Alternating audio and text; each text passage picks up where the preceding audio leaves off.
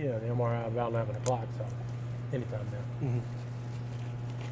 With first time Spurs since last year against them, Mm-hmm. are you better equipped for some of the things that are needed, not just against them, but even if it was a series against them? Like Well, last John, time? we will see, won't we? I would hope so. I think we're a better team than last year, so I hope we're better equipped. But then again, they got Rudy Gay, and they're good. So it'll be a good test. It'll be fun to see what we are. The way they loaded up on James, kind of like Oklahoma City did. Yeah. Now, did you just need a second playmaker for that type of defense? I don't know if we needed it, not needed it. We needed obviously something, and Chris has definitely given us that. What you were saying, the second playmaker. We're just a better team. We just needed more stuff. But then again, I thought we should have won last year. So, it could be one of those things. If we'd stayed the same, would we beat them this year? I don't know. But it definitely is better that we have 2 or 3 more weapons to throw at him. How much does James hopefully benefit long term from having CP3 here and really you being able to be comfortable with a set rotation where James rests X amount per night? I think it's both of them. I think it'll lengthen their careers. It should. Barring any unusual circumstances. But I think it takes a wear and tear off both of them, and it will mutually benefit. Plus, winning is better than losing, and there's a lot of hidden value in there. Chris said yesterday about winning. He said he's been on teams that actually won 17 in a row, but he said that the thing about your streak, 11 in a row, y'all are playing the right way. What does that mean? I don't know. You had to ask. Well, I mean, what does that mean to you when you hear your players say you're playing the right way? That's cool. We just really preach, just trying to stay even keel and understand each game is a story in itself, and can't get too high, can't get too low. And you can't, you got to fight human nature a little bit because we could get bored, and or you think you could just go, okay, we just knock them out without putting the effort in. And if we do that, we can win every game. So, and I know you won't win every game, but there's no reason why we shouldn't. Does James look fresher, livelier late in games, playing 34, 35 minutes than you felt he did at 37, 38? Without a doubt. I think that's pretty noticeable. Even when you can see he's tired from the wear and tear. He's been battling the cold, stuff of that sort. But you can tell that if we need it, he's got that extra reserve that, I think in past years or last year for sure, that might not be there all the time. And is he doing more in those 35 minutes, especially when you start thinking of both ends? So much more efficient. I was telling somebody a little bit of this. You try to tell you don't want to exaggerate too much, because anytime in my mind, then you go back and look at the tapes, you look at the facts, and it's not quite that way, even bad or good. It's someplace in the middle, but you think about it. He can go make a play. Now he's getting a little tired at the last 3 or 4 minutes. And then it's like, here, Chris, you can go make 2 plays. And then I just stand there.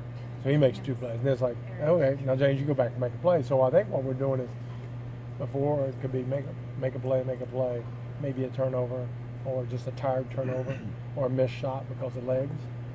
You take those away. And now he's much more efficient. And that's kind of where we want to get, where every play between him and Chris are efficient. And they're going to make mistakes, but where the success rate goes up, and if we do that. And, I think you've seen the turnovers. I don't know how many turnovers we've had in the last 4 or 5 games, but it's got to be around 12. And before it was like 18, 19, 20.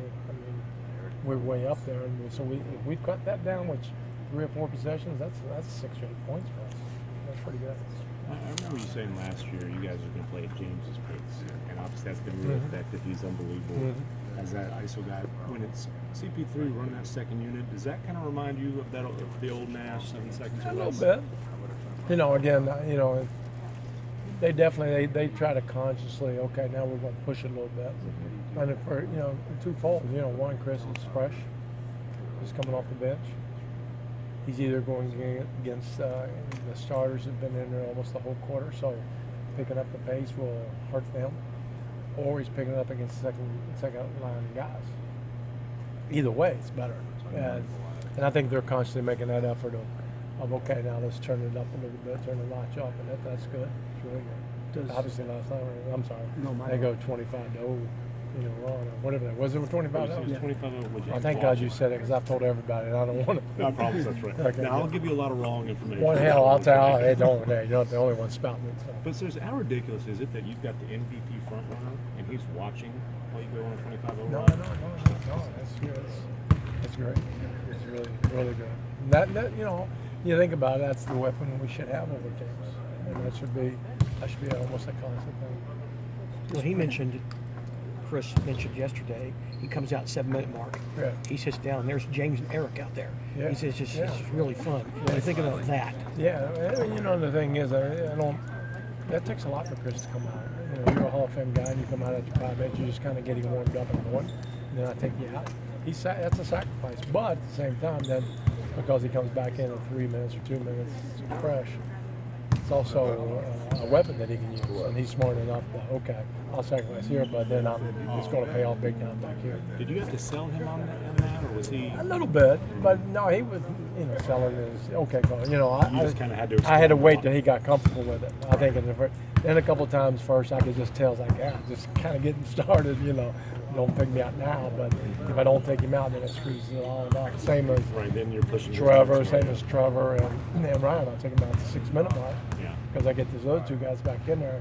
And we've talked about it. I said, guys, you know, I know as a player, and I can feel you guys that when I think you had 6, you're just kind of, maybe you hit a shot or you just kind of get going and you got to come out. And I understand, you know, where it is, but I'm open to discussion. Y'all got a better idea because I want to play you. And, you know, Luke, I'm worried about Luke. I'm worried about Trevor. I'm worried about PJ and Ryan. 24 minutes.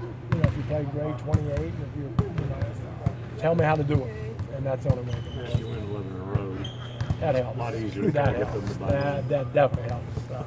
This could change game to game, but will there be many games where Trevor just has to take the bulk of the Luke minutes?